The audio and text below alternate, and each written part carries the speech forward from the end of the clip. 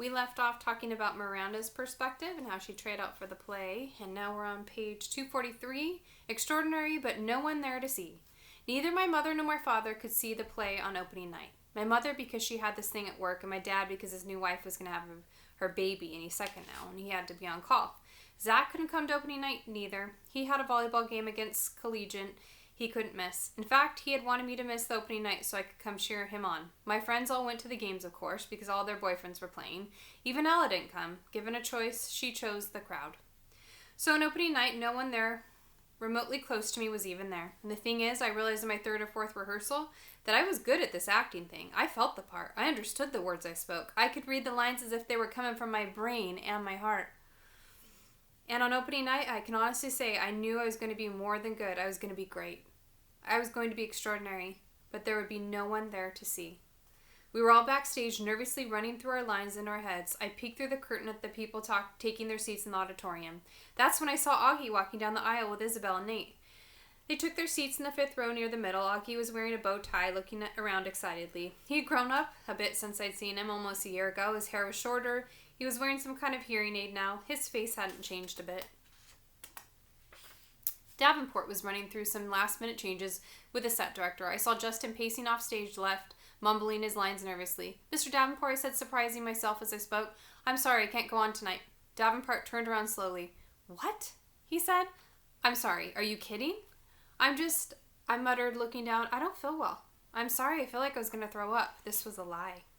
"It's not just last-minute jitters." "No, I can't do it. I'm telling you." Davenport looked furious. "Miranda, this is outrageous. I'm sorry." Davenport took a deep breath like he was going to restrain himself. To be truthful, I thought he looked like he was going to explode. His forehead turned bright pink. "Miranda, this is absolutely unacceptable. Now go take a few deep breaths and—" "I'm not going on," I said loudly, and the tears came to my eyes fairly easily. "Fine," he screamed, not looking at me. Then he turned to a kid named David, who is set director. "Go find Olivia in the lighting booth. Tell her she's filling in for Miranda tonight." "What?" said David, who wasn't so swift. "Go," shouted Davenport in his face. Now, the other kids had caught on to what was happening and gathered around. "What's going on?" said Justin. "Last-minute changes of plans," said Davenport. "Miranda doesn't feel well." "I feel sick," I said, trying to sound sick. "So why are you still here?" Davenport said to me angrily. "Stop talking, take off your costume, give it to Olivia, okay? Come on, everybody, let's go. I ran backstage to the dressing room as quickly as I could, and I started peeling off my costume. 2 seconds later, there was a knock, and Via opened the door. "What's going on?" she said. "Hurry up, put it on," I answered, handing her the dress. "You're sick?" "Yep, hurry up." Via looked stunned, took off her t-shirt and jeans, pulled the long dress over her head. I pulled it down over her and then zipped up the back. Luckily, Emily Webb didn't go on until 10 minutes into the play, so the girl handling hair and makeup had time to put Via's hair up in a twist and do a quick makeup job. I'd never seen Via with a lot of makeup on. She looked like a model. "I'm not even sure I'll remember my lines," Via said, looking at herself in the mirror. "Your lines?" "You'll do great," I said. She looked at me in the mirror. "Why are you doing this, Miranda?" "Olivia!" It was Davenport. Hush, shouting from the door. "You're on in 2 minutes. It's now or never." Via followed him to the door, so I never got the chance to answer a question. I don't know what I would have said anyway. I wasn't sure what the answer was. I watched the rest of the play from the wings just off stage next to Davenport. Justin was amazing, and Via in that heartbreaking last scene was awesome. There was one line she flubbed a bit, but Justin covered for her, and no one in the audience even noticed. I heard Davenport muttering under his breath, Good. He was more nervous than all the students put together. The actors, the set decorators, the lighting team, the guy handling the curtains, Davenport was a wreck, frankly. The only time I felt any regret, if you could even call it that, was at the end of the play when everyone went out for their curtain calls. Via and Justin were the last actors walking on stage, and the audience rose to their feet when they took their bows. That, I admit, was a bittersweet for me. But just a few minutes later, I saw Nate and Isabel and Augie make their way backstage, and they all seemed so happy. Everyone was congratulating the actors, patting them on the back. It was that crazy backstage theater mayhem where sweaty actors stand euphoric while people come worship them for a few seconds. In that crush of people, I noticed Augie looking kind of lost. I cut through the crowd as fast as I could, came up behind him and said, "Hey," I said, "Major Tom." After the show. I can't say why I was so happy to see August again after so long, or how good it felt when he hugged me. "I can't believe how big you've gotten," I said to him. "I thought you were going to be in the play," he said. "I wasn't up for it," I said, "but Via was great, don't you think?" He nodded. 2 seconds later, Isabel found us. "Miranda," she said happily, giving me a kiss on the cheek, and then to August, "Don't ever disappear like that again." "You're the one who disappeared," Augie answered back. How are you feeling? Isabel said to me. Via told us you got sick. Much better, I answered. Is your mom here? Said Isabel. No, she has work stuff, so it's actually not a big deal for me, I said truthfully. We have 2 more shows anyway, though, and I don't think I'll be as good as Emily. I don't think I'll be as good an Emily as Via was tonight.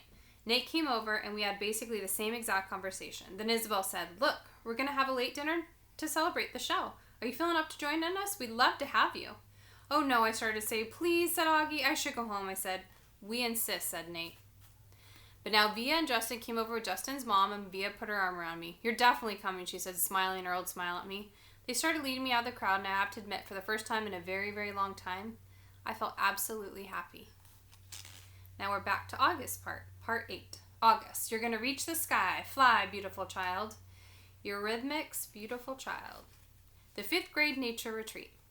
Every year in the spring, the 5th graders at Beecher Prep go away for 3 days and 2 nights to a place called the Broarwood Nature Preserve in Pennsylvania. It's a 4-hour bus drive away.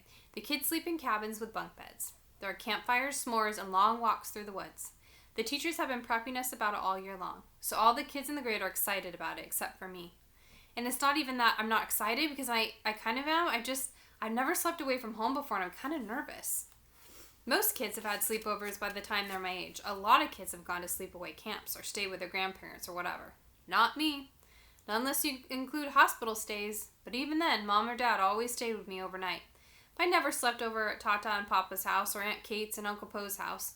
When I was really little, that was mainly because there were so many medical issues, like my trach tube needing to be cleared out every hour, or reinserting my feeding tube if it got detached. When I got bigger, I just never felt like sleeping anywhere else. There was one time when I half slept over at Christopher's house. We were about 8 and we were still best friends. Our family had gone for a visit to his house, and me and Christopher were having such a great time, playing Lego Star Wars, that I didn't even want to leave when it was time to go. We were like, please, please, please, please, can we have a sleepover?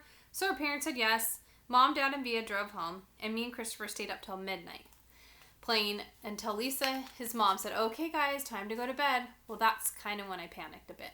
Lisa tried to help me to go to sleep, but I just started crying and wanted to go home. So at 1 a.m., Lisa called Mom and Dad. Dad drove all the way back to Bridgeport to pick me up.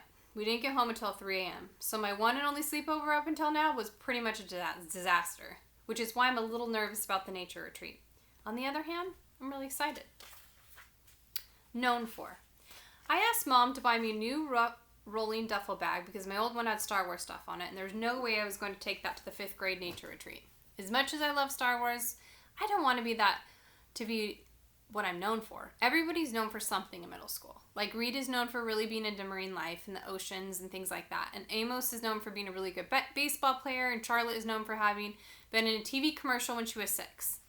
And Zaima is known for being really smart. My point that in middle school, you get kind of known for what you're into. And you have to be careful about stuff like that. Like Max G and Max W will never live down their Dungeons and Dragons obsession.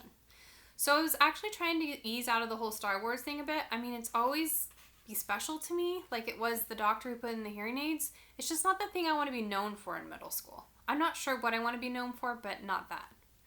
That's not exactly true. I don't know what I'm really known for, but there's nothing I can do about that. A Star Wars duffel bag, I could do something about. Packing. My mom helped me pack the night before the big trip. We all put the clothes I was taking on the bed. She folded everything neatly, put it inside the bed while I watched. It was a plain blue rolling duffel. By the way, no logos, no artwork. What if I can't sleep at night, I asked. Take a book with you. Then if you can't sleep, you can pull out your flashlight and read for a little bit until you get sleepy, she answered. I nodded. What if I have a nightmare? Your teachers will be there, sweetie, she said, and Jack, and your friends.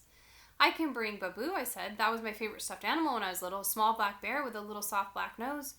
You don't really sleep with him anymore, do you? Said Mom. No, but I can keep him in my closet in case I wake up in the middle of the night and I can't go back to sleep, I said. I could hide him in my bag, nobody would know. Then let's do that, Mom nodded, getting Babu from inside my closet. I wish they allowed cell phones, I said. I know, me too, she said. Though I know you're going to have a great time, Augie. You sure you want me to pack Babu? Yeah.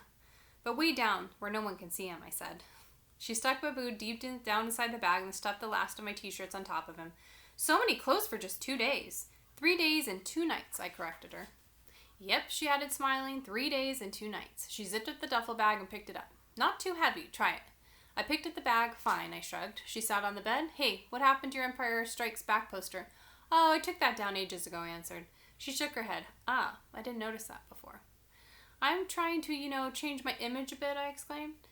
Okay, she smiled, like she understood. Anyway, honey, you have to promise me you won't forget to put the bug spray on the legs, especially when you're hiking through the woods. It's right there in the front compartment. Uh-huh. Put on your sunscreen, she said. You do not want to get sunburned, and don't I repeat, do not forget to take your hearing aids off if you're swimming. Will I get electrocuted? No, but you be in hot water with Daddy because those things cost a fortune, she laughed. I put the rain poncho in the front compartment too. Same thing if it rains, Augie, okay? Make sure you cover the hearing aids with the hood. Aye, aye, sir, I said, saluting. She smiled and pulled me over. I can't believe how much you've grown up this year, Augie, she said softly, putting her hands on the sides of my face. Do I look taller? Definitely, she nodded. I'm still the shortest one in my grade. I'm not really even talking about your height, she said. Suppose I hate it there. You're going to have a great time, Augie. I nodded. She got up, gave me a quick kiss on the forehead. Okay, so I say we go to bed now. It's only 9 o'clock, Mom. Your bus leaves at 6 a.m. tomorrow. You don't want to be late. Come on, chop, chop. Your teeth are brushed? I nodded and climbed into bed. She started to lie down next to me. You don't need to put me to bed tonight, Mom, I said. I'll read on my own till I get sleepy.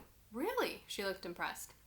She squeezed my hand and gave it a kiss. Okay, then, good night, love. Have sweet dreams. You too. She turned on the little reading light beside the bed. I'll write you letters, I said as she was leaving, even though I'll probably be home before you even get them. Then we can read them together, she said, and threw me a kiss. When she left my room, I took my copy of The Lion, the Witch, and the Wardrobe. Great book. Off the night table and started reading it until I fell asleep. Though the witch knew the deep magic, there is a magic deeper still, which she did not know. Her knowledge goes back only to the dawn of time.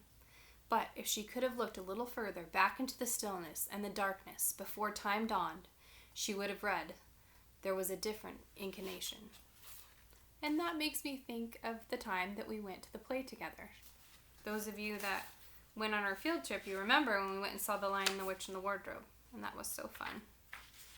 All right, let's go to your third video for the week.